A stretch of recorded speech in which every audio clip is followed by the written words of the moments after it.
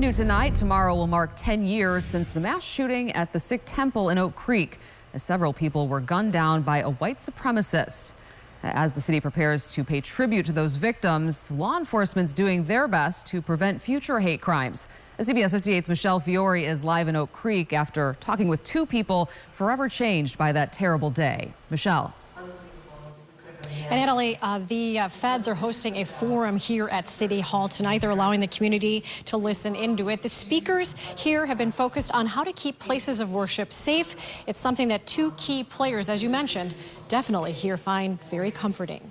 It took a tragedy to make people look at each other and say, wait, we're all in this together.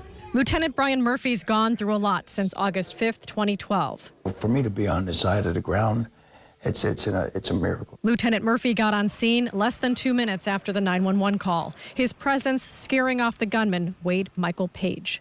And when he saw Lieutenant Murphy, he started to leave and try to get away and exit.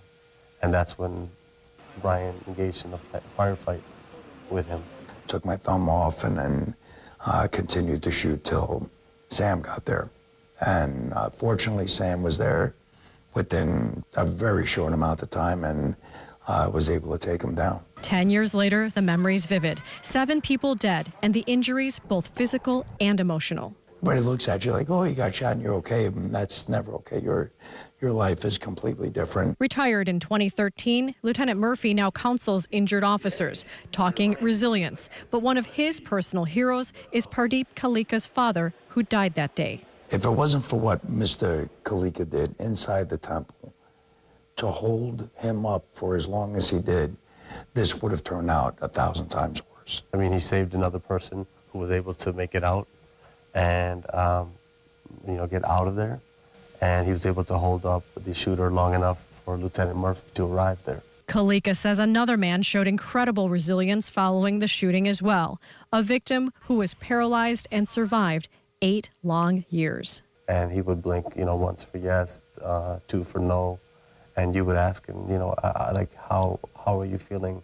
Are you in Chardi Kala, which means, in high spirits?